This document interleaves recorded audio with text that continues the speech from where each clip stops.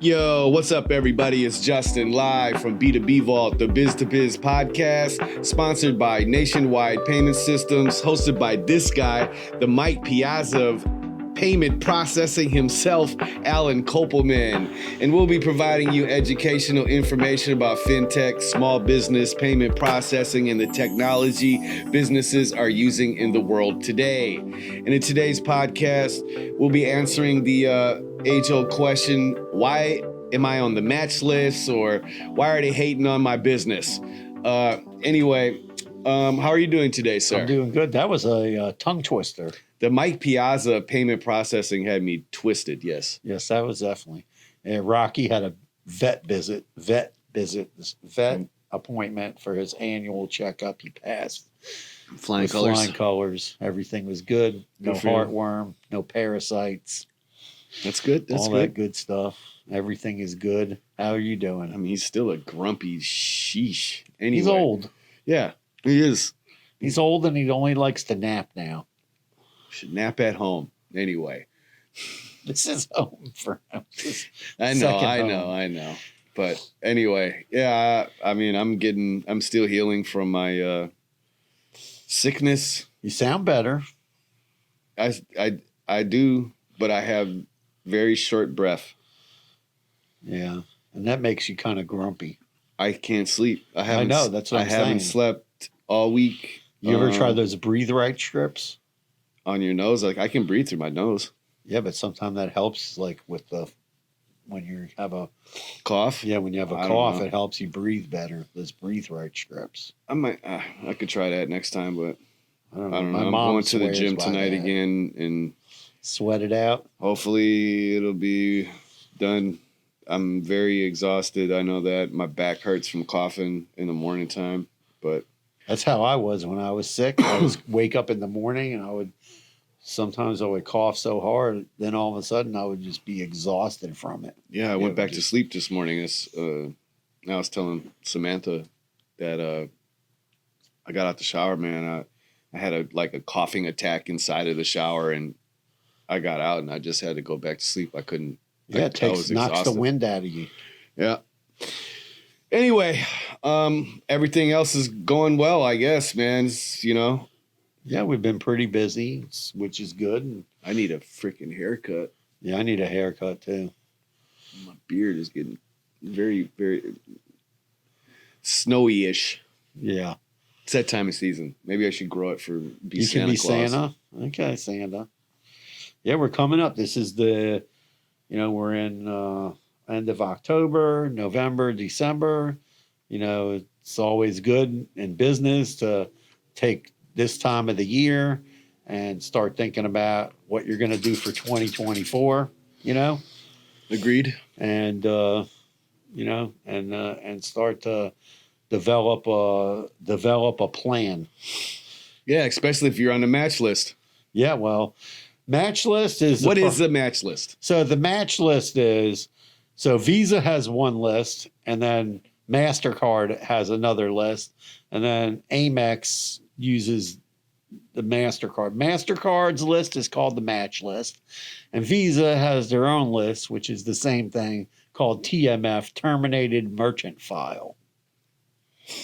So, this week I did get a call from a guy, and he said, hey, I'm trying to get a merchant account. I applied at like 10 places. That's fine, but you didn't answer my Oh, question. how do you get on there? No, what is it? So what it is you got terminated by the bank for violation of the merchant agreement. So the violation of the merchant agreement could be you violated an anti-money laundering situation, or they said that you did something that maybe you didn't do, or you did something that somebody told you could do, and then you found out you can't do that. Too many chargebacks. Too many chargebacks will land you on there, especially if they think there's fraud. You don't ship out. Let's say you're shipping and you're not shipping stuff out and you're getting a ton of chargebacks. You're going to end up on the match list. You owe fees to the bank. You're going to end up on the match list. So they go to debit your fees and they can't get the money from you. You're going to be on the match list. Okay. that's pretty much the most basic. Or you selling stuff you're not supposed to sell. Like you get set up and you say, oh, I'm selling cigars on my website, and instead of cigars you're selling hemp. You got you got some pages down a few pages in, and all of a sudden there's a bunch of hemp products, and you're not approved for that. Listen, people do stupid stuff all the time. Like, we had a guy. Well, I think that a lot of times people, they don't know that they're them making a mistake. I mean, sometimes I'm sure people are trying to get over, right? Right. Sometimes it's willful. And some people are just genuinely like uneducated on what they can and can't do with their merchant account. I would assume that would be more of the case than. Yeah, a lot of it is, some of it is willful. Like people get set up for a product, or they send me a website with like electronics on it, and everything's priced evenly. They're selling either cannabis or there's some kind of gambling situation going on. You're assuming that. We've caught people doing that. Right. So we know that that's what they're doing. Or somebody doesn't know. And, listen, we had a guy who was selling cigars, and then he put he had a picture of Snoop Dogg with a humidor, and it said, keep your weed fresh. Okay. In the humidor. Well, the bank called me up and they go, you need to talk to your cigar guy. Look at this link we sent you. That's got to be off the website by the end of business today. So we had the guy take it off the website. You can't use the words marijuana, cannabis, weed can't be on your website. That's a big no-no. And, you could say keep your... So stupid. You can say keep your tobacco products fresh in here. And what about flower? You could say the word flower. You could say hemp flower, but you can't say the word... Cannabis. Or weed. Keep your weed fresh. You can't do that. Keep your medicine? No, but I'm just saying, so the guy took it off, and he had a couple of blog posts also that needed to be removed. Oh, my shoulder is killing me, ladies and gentlemen. I'm sorry for. But if you're working with a good provider, they're going to come to you and go, "Hey, you made this change. You're not supposed to do that." Another big no-no of selling is it's very hard for merchants to get a setup, especially if you're selling like name brand products. So we have guys that sell watches and wallets and stuff. And a lot of it's, from high-end retail, high-end brands. Mm-hmm. And you have to have a licensing agreement to be a reseller. All right. So now, we know what we know what the match list is. The match list and the TMF. That's when you get booted off. You broke the rules. You're non-compliant. There's suspensions and fines headed for yourself. What should the business owner do? Anyway, say okay, Jay's running his CBD shop online, doing great. I accidentally upload some products, not realizing that it's THC Delta 8 instead of just, Delta 9 or whatever, right? Right. And I'm making a killing, boom, they kill me, they kill the account, I'm done. What can I do immediately to get that site up and running again? You're done. So basically, I tell people, like, if you're going to make changes to your business model, you're going to add products that weren't there before, you want to make sure you get that approved by the bank. Pre-approved? Yeah, you want to get it pre-approved. Like, all right, so there's ways to avoid. All right. Not getting shut off. That answered my question. All right, so now I'm done. I'm officially a rap ski. I can't do. I'm up Poop Creek without a paddle. And what can I do do I start a new business? What do I do? Yeah, you're going to have a new corp, a new website. Everything's on the match list. They'll put your website, your URL, your name, your tax home ID. address, your tax ID. Everything is flagged. You're flagged. everything's flagged. So you have to find a new person to put the business in? Pretty much. I've had people do that before, get a new signer. So you're saying that if I get on the match list, I can no longer get another merchant account for about under my name for ever? 6-7 years, and some companies will never take you. Wow.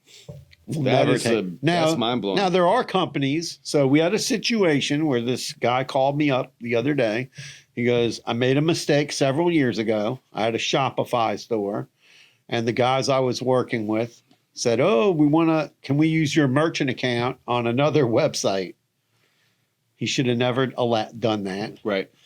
He was stupid and young, and they got a bunch of chargebacks. He shut their website down because, he killed the merchant account. He owed the bank about $7-8 grand. He had the money, so he paid it off, paid off the chargebacks, but they put him on the match list because it's a violation. You can't let's say someone comes to us. We have a couple clients that have 5, 6, 7 websites, right? But each URL is approved by the bank. Right. That makes sense to me. So if it's not approved by the bank and then you get caught, you're going to end up on the match list. Now, are there companies that will give you a second chance? Yes. If the story sounds credible, this guy's story was credible, right? He has another business now. So now we got him set up with an e-check product. So he can use the e-check product for about the next 90 days. If everything works out, they'll give him some credit card processing. And then he can, he'll have credit card processing again. But like I said, you're going to pay higher rates. You're going to go through a PayFac type of a deal where it's a sub-merchant account under the credit card processor. They're going to watch you like a hawk. Everything's going to be on RDR. I tell people all the time. What's RDR? RDR, where somebody says they're going to do a chargeback, and it does an automatic refund. Okay. So you want to, you got to take steps not to get chargebacks. You want to make sure, if you're not sure of the rules, like I had another client guy that came to me. We tried to get them processing. It became the guy with the merchant, the business owner was not. He was not very. He was forthcoming on the whole thing. What happened? So what happened was he got approved for a website, and then the sales rep told him he could use the merchant account on any other websites that he had, which was not true. And the guy had like 5 websites, and one of the websites was I don't know what happened, but got a bunch of chargebacks, and then the bank saw the chargebacks come through, and they're like, "We didn't approve this URL," so they shut the guy down. It's anti-money laundering. That's considered money laundering. They don't know, does the guy own the URL? Is it connected to the merchant, right? Wasn't at the same address. There was a whole bunch of stuff. So he ends up on the match list. And then we kind of told him, we were like, listen, you're going to have to be a lot more, you got to be humble when you want to get back into the game, because especially if you're a business doing $1 million a month. They were doing over $1 million a month, and they got the plug pulled on them. Ouch! First by a mainstream credit card processor, and then they went to Square, and then Square found them on the match list, and then Square pulled the plug on them, and held $1 million. Ooh. And then you got to get lawyers and try to get your money back, and I don't think they've gotten their money back. No. And then, and then it's hard to start over because but I've had people like after the pandemic, I had a couple of hotels come to me and they owed money to the credit card processor. One guy said, I don't owe them a dime. They got all their money. So I said, well, give me the bank statements. So the guy got the bank statements. The hotel was closed for like a year. I got the bank statements. We called up the credit card processor. They wouldn't talk to us on the phone. So then I said, you're going to have to call my friend, an attorney that can get a hold of their attorney. Paid him a few thousand. He didn't want to pay the attorney.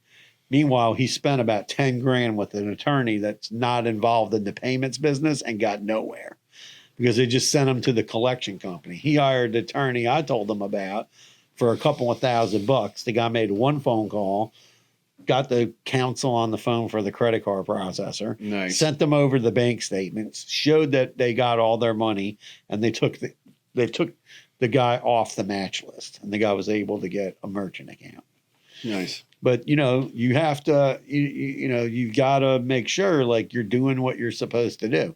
And I've had other people where the person got on the match list, and the whole, and you need to make sure, like if you're in a business that's kind of higher risk, that you're working with partners that understand, like, oh, if my website or somebody, like we had a guy recently, they got their site roboted, right? Yeah. And now, ever since then, all the gateways made changes. I made a little video about it. And I think there's a blog post. You need to go into your velocity settings and change one of the velocity settings. So if you get someone who does robot your site, it won't authorize the credit cards at all. You won't get hit. I set them really low. Like as a web developer, Yeah. Like when you said, I forget what you said, set it at like 50 or For something the day. From one credit card though? No, 50 transact for how many you want to allow for a day. 100. It depends how busy your website Oh yeah, is. no, I guess I'm thinking of something because you can. There's Well, on they the put back end of WooCommerce, I can like set it up so like if there's a credit card or a IP address coming back, I can monitor that and it won't let the purchases. Right, go but a through. lot of people But don't. the velocity thing, I thought it was per IP address, not per transaction. Yeah, but those people are tricky. They'll run a robot. It'll be changing the IP address every for single sure. time. But okay, yeah, that makes sense. and they'll kind of get past your shopping cart and then get onto the payment page and start banging off credit cards. So what you do is you set it to where after 50 or 100, all of a sudden it's going to go into a queue, but it's not going to authorize. It's not going to send anything to the credit card processor and all that. They'll probably get really bored with you because they're not going to be getting back any responses like approve, decline, approve, decline. Right. So they'll probably just go away from your website.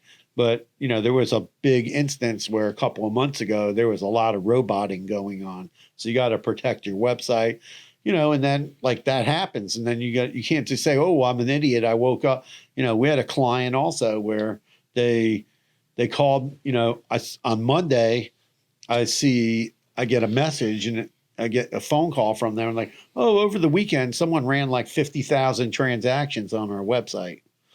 I was like, you didn't think to like call us, contact customer service. It's open 24 hours a day. We could have just shut the whole thing down. And it got really messy. Some of the transactions actually went through. Money ended up in their bank account. It was very messy. But we got it all cleaned up and, and did some additional protections. Man, how did he? I've been building websites for over a decade, bro. And knock on wood,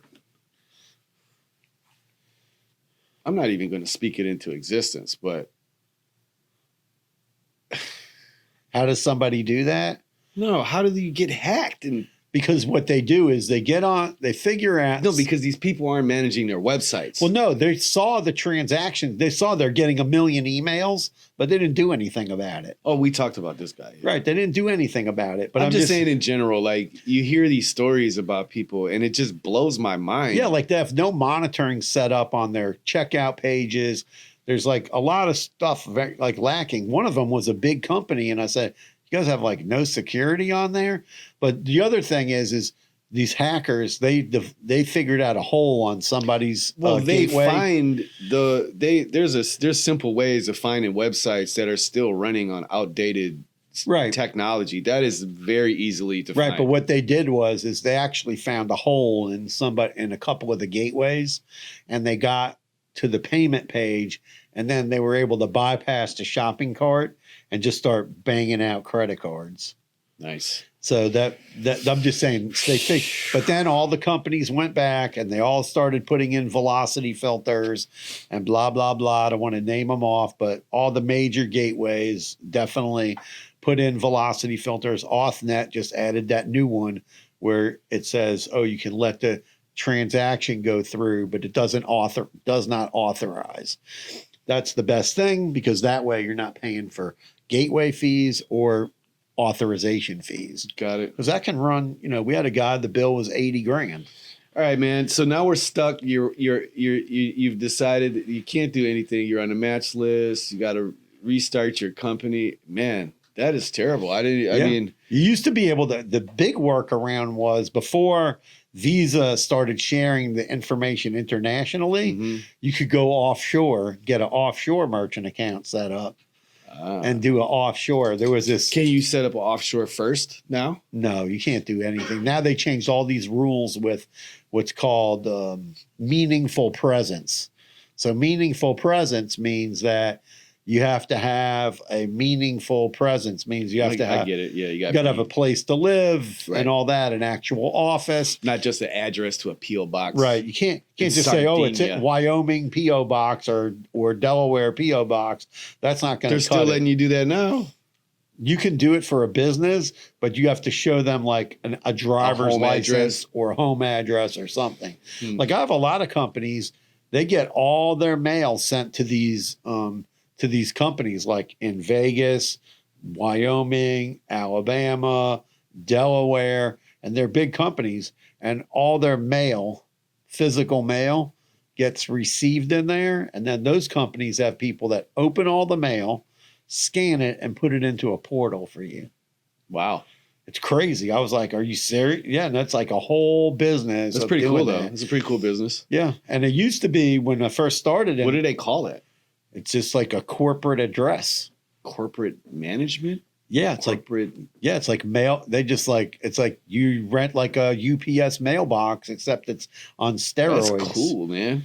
Like a mailbox. I'm gonna have to do that type of stuff. Like makes my gears turn in my head. Like that sounds like a really simple business model even like companies going. Like Regis has those virtual offices. They do stuff like that too, where you can get your mail there. And then they'll actually open it all up and scan it and upload it to you. That's cool. So, there's a few companies that do stuff like that. But the match list. Man, my shoulder hurts. I'm so sorry, dude. I can't even explain. It's like someone is sticking me in my shoulder with a hot needle. Wow. And I don't know what is going on. So, what did you say? I'm saying you want to avoid getting on the match list. If you're in a business and you're worried about chargebacks, you're worried about keeping your merchant account open. We just had to move a bunch of accounts off one processor because I don't know why, but they really cracked down on their underwriting. On which type of business? Travel. They started booting people off. Yeah, but that's because of all the travel restrictions. The planes. That's why we were talking. Yeah. You and I kind of were talking about this a while. I didn't realize how much of a high risk, like those types of businesses are. But then it's you're a third party buying a plane ticket for me on my website, but it's being, whatever, and then you never catch the plane and you're trying to, it's not my fault. Right. Third party plane tickets, that's really hard to get approved right now. I wouldn't do that. No process. Why would you? I don't believe anybody's still buying that type of stuff. Well, I get it because you're booking like a vacation. They do, but some of the businesses are legitimate because they actually buy the ticket for you, but they're registering you with the airline. So if something does go wrong, the airline is going to help So they you. just like handle the actual booking of the ticket, Right. not when they're booking the ticket for them and then adding you to a name, like a list of names for their, Right. They're not buying it like third party tickets. Yeah. Because they buy like 10 seats at a time. Right. But some people do that. They'll buy 10 seats like to New York and then they sell them, but then you just have a number. The ticket's not in your name. It's in the name of the travel agency. So let's say the flight doesn't go. You go to the desk and you go, "Oh, I couldn't get on my flight." They're like, "Call the travel agent." Agency, yeah, exactly. They got to deal with it, even though your name's on there was purchased by them. But legitimate places have figured out how to like get around that, have the person's name on the ticket, and so it's legit. You would think that like these airlines would try to partner with more They don't want types of businesses like that. They don't want people to do that. How those businesses happen is they buy miles from people who have tons of miles, and then they convert them into plane tickets, and it's very complicated. But the ones that are legit, actually get your name on the ticket and not their name, and then that way you don't have a problem. Because even though your name is there, it's the purchaser name. Like I could go, let's say me, you, and Sean are going to Vegas, and I buy all 3 tickets. Me and Sean get to the airport. We're on the plane to Vegas. Justin got in traffic, misses his flight, and then they go, well, you didn't buy the ticket. It's under Alan Kopelman. Right. Alan's on the airplane. How's Justin going to get to Las Vegas? I buy myself a ticket. Right. So I'm just saying that's what ends up happening with those tickets. You got to make sure, even if you're buying a ticket for more than yourself, that their name is on the ticket. So if they miss the plane, they can still fix it. The airline can fix it. So, you know what a match list is. You know what not to do to get on the match list. Yeah, or the TMF list. And you should know if that does happen, then you got to start from scratch. But you can call us and we'll help you get some. Alan has been able to, still get you an account. A couple people. There are people that will give you an account if the story sounds credible. Right. So that's it, man, for the podcast today. Everybody have a wonderful weekend. We appreciate all the listeners out there. Thanks for listening and tuning in faithfully every week. Smash that subscribe button, hit the like, comment, share. Send this to your folks, family members, constituents, co-workers, educate the babies. I don't know what else. Peace out. Carpe diem. Go Diamondbacks. Go Diamondbacks. All right.